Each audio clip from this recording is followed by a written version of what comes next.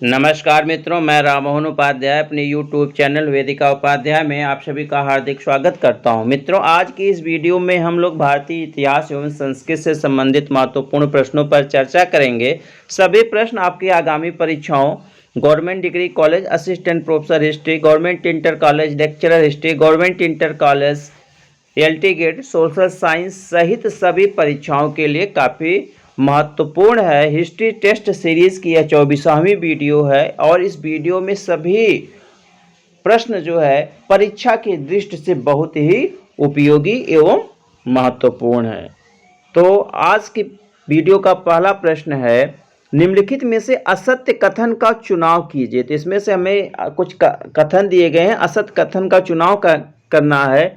तो विकल्प ए है, एरियन सिकंदर द्वारा मल्ल किले पर किए गए आक्रमण का उल्लेख करता है। तो यह विकल्प हमारा सही है कि एरियन जो है उसने सिकंदर द्वारा मल्ल किले पर किए गए आक्रमण का उल्लेख किया है और उसने बताया है कि मल्ल के किले पर जो है जब सिकंदर ने आक्रमण किया था तो उसके सेनापतियों का जो है साहस नहीं था कि वह किले के अंदर जा सकें। तो अपने सैनिकों का, अपने सेनापतियों का जो उत्साहवर्धन करने के लिए सिकंदर स्वयं जो सबसे पहले किले में प्रवेश किया था, उसका कहना था कि अगर इस प्रयास में मर भी जाऊंगा तो कम से कम इतिहास में मेरा नाम अमर रहेगा कि उसने हार नहीं मानी, मृत्यु के सामने घुटने नहीं टेके। तो विकल्प ए हमारा सही। विकल्प बी है, क्रिश्चियन टोपोग्राफी नामक पुस्तक की रचना कासमास ने 547 ईस्वी में किया था। यह विकल्प भी हमारा सही है। क्रिश्चियन टोपोग्राफी की रचना कासमास के द्वारा 547 ईस्वी में की गई थी। विकल्प सी है, वह इजिप्ट का मठाधीश एवं यूनानी भिक्षु था। तो इसके कासमास के विषय में है। कासमास जो है इजिप्ट का मठाधीश एवं यूनानी भिक्षु था। यह भी हमारा विकल्प सही है। कासमास जब भारत की यात्रा पाया था तो उसने जो है बौद्ध धर्म स्वीकार कर लिया था।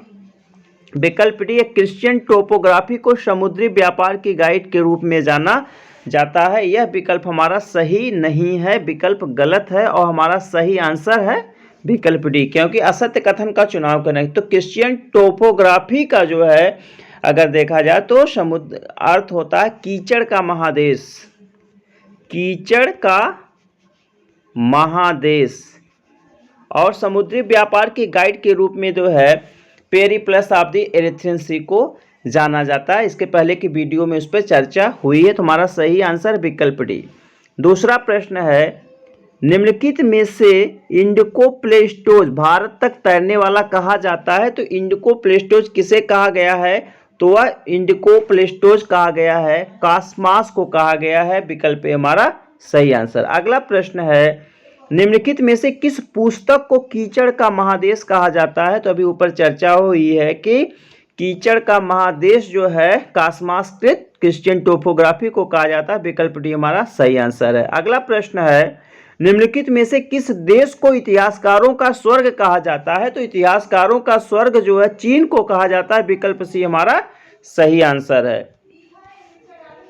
अगला प्रश्न है, निम्नलिखित में से असत्य कथन का चुनाव कीजिए। तो पहला कथन है, सुमाचीन प्रथम चीनी लेखक था जिसने भारतीय होना चाहिए था या भारतवासियों के विषय में लिखा। यह विकल्प हमारा सही है। सुमाचीन पहली शताब्दी ईस्वी के आसपास जो इसका समय है सुमाचीन का, और सबसे पहले भारतीयों के विषय में सुमाचीन ने लिखा था। विकल्प बी है, फायान का मूल नाम सेही या कुंड था। यह विकल्प भी हमारा सही है कि जो फायान चीनी यात्री था, गुप्त शासक चंद्रगुप्त द्वितीय विक्रमादित्य के शासनकाल में भारत आया था, उसका नाम सेही या कुंड था। विकल्प सी है, फायान ने वर्धन शासक हर्षवर्धन के शासनकाल में भारत की यात्रा की। यह विकल्प सही नहीं है और असत्य कथन का चुनाव करना था। हमारा सही आंसर हो जाएगा विकल्प सी। फायान ने जो है गुप्त शासक चंद्रगुप्त द्वितीय विक्रमादित्य के शासनकाल में 399 से 414 ईस्वी तक भारत की यात्रा पर आया था। 399 में आया था, 414 में वहां से वापस गया था। तो विकल्प सी हमारा सही आंसर है। उस समय चंद्रगुप्त द्वितीय विक्रमादित्य का शासनकाल था। विकल्प डी, फायान ने फोकोकी नामक पुस्तक की रचना की। यह विकल्प भी हमारा सही है। अगला प्रश्न, निम्नलिखित में से किसका कथन है कि यदि मुझे बौद्ध के रूप में जन्म लेना पड़े तो मैं मगध में ही जन्म लेना चाहूँगा। तो यदि मुझे बौद्ध के रूप में जन्म लेना पड़े तो मैं मगध में ही जन्म लेना चाहूँगा। यह कथन है किसका? फाहियान का है। विकल्प बी भी हमारा सही आंसर है। और फाहियान के साथ 3 यात्री और आए थे, उसमें से एक यात्री का नाम था दाओ झोंग ने भी ऐसा ही स्टेटमेंट दिया था। तो विकल्प भी हमारा सही आंसर। अगला प्रश्न है, निम्नलिखित में से कौन सा चीनी यात्री भारत स्थल मार्ग से आया था और जल मार्ग से अपने देश को वापस गया?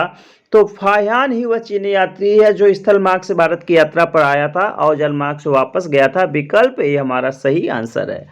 अगला प्रश्न है, निम्नलिखित में से सही कथन का चुनाव कीजिए। तो पहला विकल्प है, फाहियान 399 ईस्वी में गुप्त शासक चंद्रगुप्त द्वितीय विक्रमादित्य के शासनकाल में भारत आया। विकल्प हमारा सही है। विकल्प बी है, फाहियान कुल 14 वर्षों तक भारत में रहा, जिसमें से लगभग 6 वर्ष वह मध्य देश में रुका। यह विकल्प भी सही है। विकल्प सी है, फाहियान ने अपनी पुस्तक में कहीं पर भी शासक के नाम का उल्लेख नहीं किया है। यह विकल्प भी हमारा सही। उपरयुक्त सभी विकल्प डी हमारा सही आंसर। फाहियान ने कहीं पे भी शासक का नाम नहीं लिखा है, न कहीं पे राज्य का नाम लिखा है। उसने जो है मध्य देश का उल्लेख किया है। अगला प्रश्न, निम्नलिखित में से कौन फाहियान के साथ भारत की यात्रा पर आया था? तो मैंने आपको बताया फाहियान के साथ 3 चीनी यात्री भारत की यात्रा पर और आए थे। तो उसमें से पहला था हुई किंग, विकल्प ए सही है। विकल्प है हुई वेई, विकल्प बी भी हमारा सही है। विकल्प सी है ताओ चिंग या दाओ झेंग, विकल्प सी भी सही है। तो उपरयुक्त सभी विकल्प डी हमारा सही आंसर। अगला प्रश्न है, फाहियान किसे ब्राह्मणों का देश कहता है? तो फाहियान ने मध्य देश को ब्राह्मणों का देश किया, जहां पर वह 6 वर्ष तक रखकर शिक्षा प्राप्त किया था। विकल्प ए हमारा सही आंसर। अगला प्रश्न, 11वां एवं अंतिम प्रश्न, निम्नलिखित में से किसने 518 ईस्वी से 522 ईस्वी के मध्य भारत की यात्रा की?